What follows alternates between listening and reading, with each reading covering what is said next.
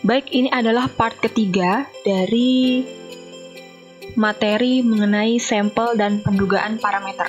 Baik, langsung saja kita lanjutkan pada outline berikutnya, yaitu mengenai dalil batas memusat dan statistik induktif.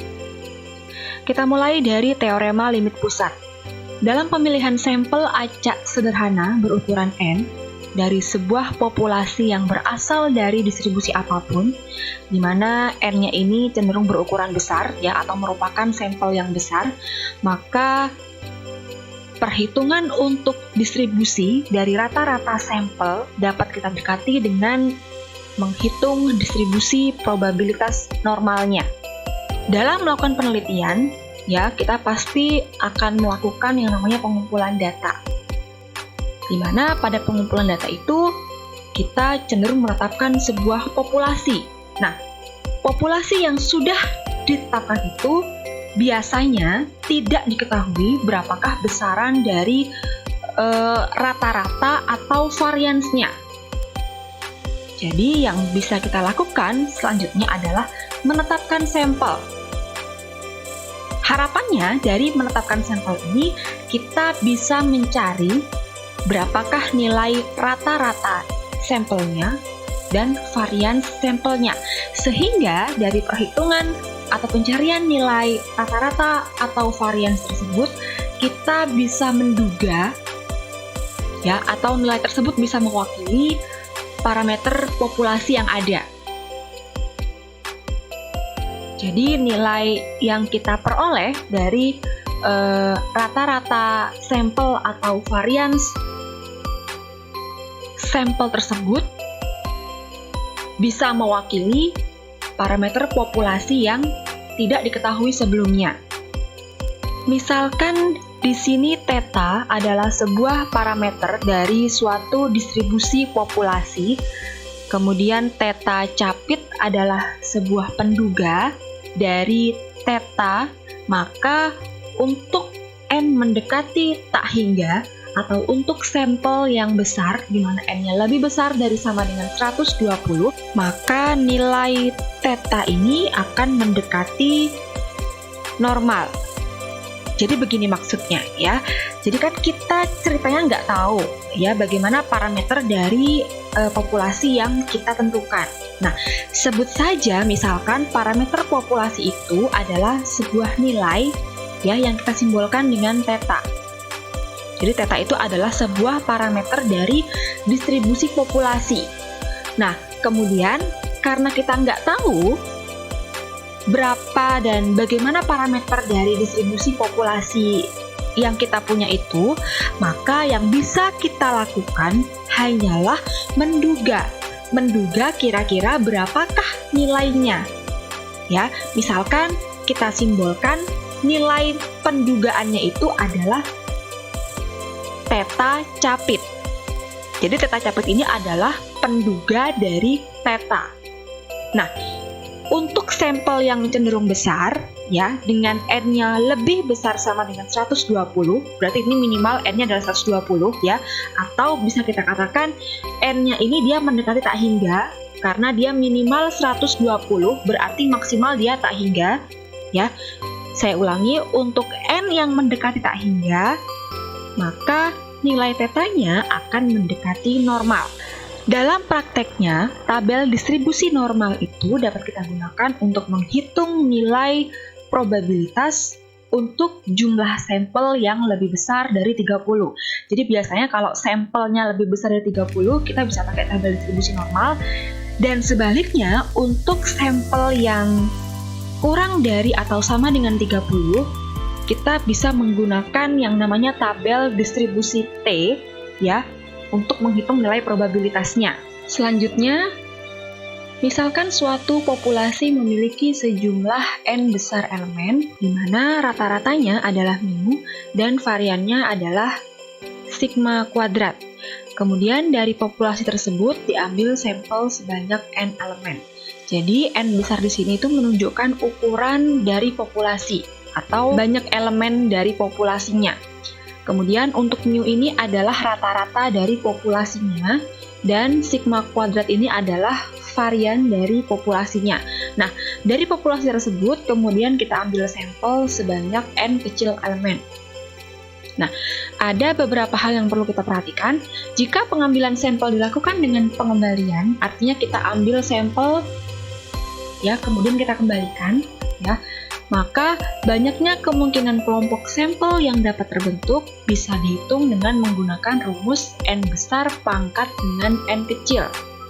Sedangkan jika pengambilan sampel dilakukan tanpa pengembalian, maka banyak kemungkinan kelompok sampel yang dapat terbentuk bisa kita cari dengan menggunakan rumus kombinasi. Jadi rumus yang di bawah ini menunjukkan banyak kemungkinan kelompok sampel yang dapat terbentuk ya jika pada pengambilan sampelnya dilakukan tanpa pengembalian. Jadi setelah diambil ya sudah ya, kita pegang, tidak dikembalikan kembali. Kemudian untuk rumus yang di atas ini menunjukkan banyak kemungkinan kelompok sampel yang dapat terbentuk jika kita lakukan pengembalian, dalam artian ketika kita mengambil satu ya, kita catat kemudian kita kembalikan lagi. Selanjutnya, kita perhatikan ilustrasi berikut. Jadi, di sini kita akan mencoba mencari banyak kelompok yang mungkin dapat terbentuk ya dari sebuah populasi yang ada, dengan ketentuan bahwa pada pengambilan sampelnya dilakukan dengan pengembalian. Ya, jadi sesuai dengan rumus sebelumnya tadi, kita sudah tahu bahwa dengan pengembalian maka banyak kelompok sampel yang dapat terbentuk dapat dicari dengan menggunakan rumus N besar pangkat N.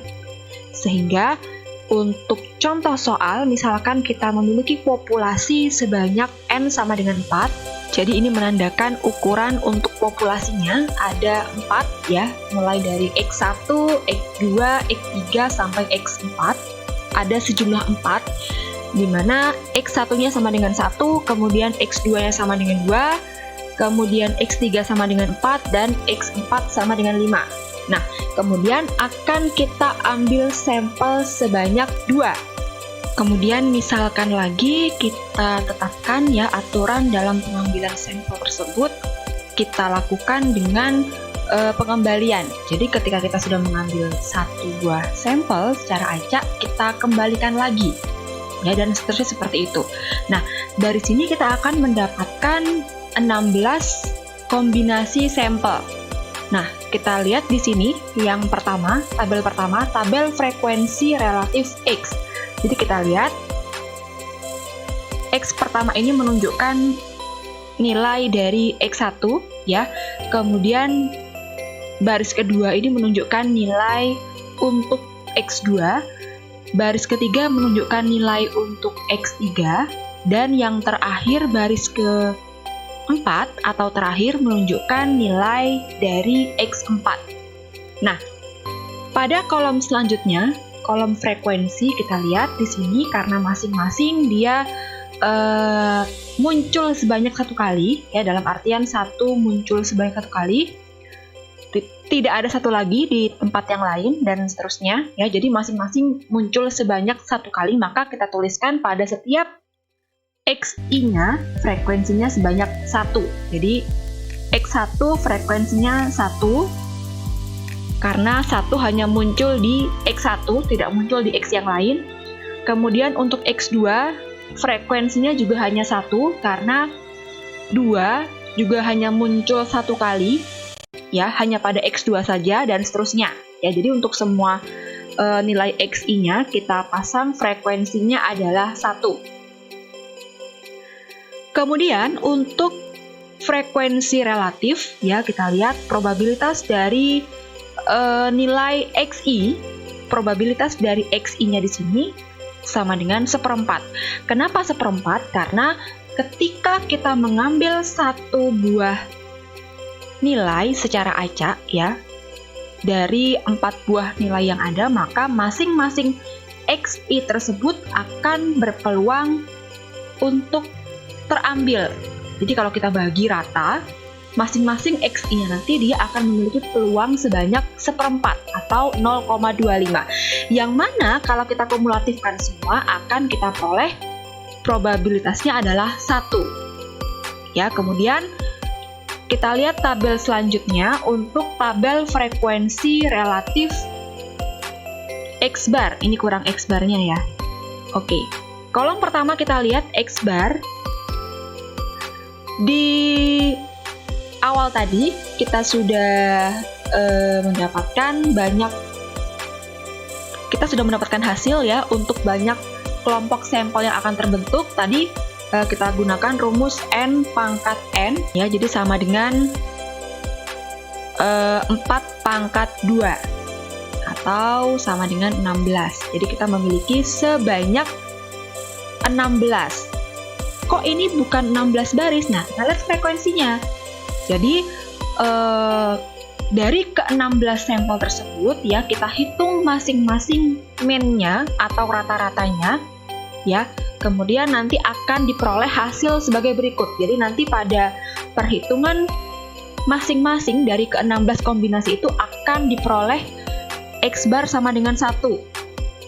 Ya, ternyata perolehan ini muncul sebanyak 1 kali saja. Kemudian juga dari perhitungan min dari ke-16 kombinasi sampel itu akan ditemukan X-bar sama dengan 1,5. Ini muncul sebanyak 2 kali dan seterusnya. Ya, dengan demikian kalau kita hitung jumlah frekuensinya ini ada sebanyak 16. Jadi ini kita jumlahkan 1 tambah 2 tambah 1 dan seterusnya. Jadi kemungkinan X-bar yang akan muncul hanya 1, 1,5, 2, 2,5 dan seterusnya. Nah, ini coba kalian cari kenapa kok bisa ketemu hasil seperti ini. Nah, oke, lanjut ke kolom terakhir. Kita lihat untuk nilai frekuensi relatif atau probabilitas dari Xi-bar ya. Kita lihat untuk nilai probabilitas X-barnya, karena tadi sudah kita peroleh hasilnya ada sebanyak 16 kombinasi, maka setiap satu kombinasinya dia berpeluang untuk muncul atau berpeluang untuk terambil dengan probabilitas sebesar 1/16.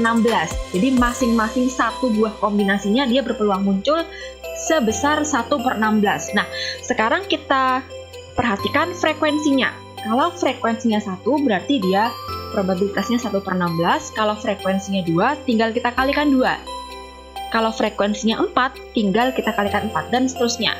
Sehingga pasti ketika kita kumulatifkan semuanya ya, hasil frekuensi relatif ini kita akan mendapatkan hasil 1 ya, sesuai dengan teori probabilitas. Karena nilai peluang itu tidak mungkin lebih dari 1. Selanjutnya, apabila frekuensi relatif tersebut kita gambarkan dalam sebuah grafik, maka kita akan lihat di situ bahwa kurva dari probabilitas Xi ya atau Px dia sama sekali tidak menunjukkan kenormalan. Dalam artian kita lihat grafiknya di sana hanya berupa grafik lurus saja.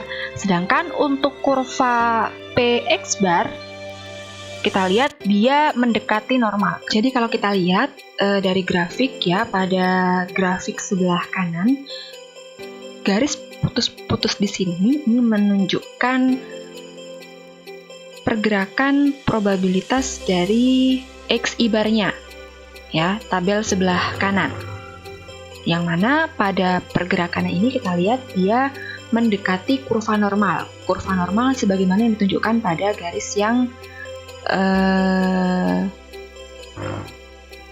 berbelok ini ya.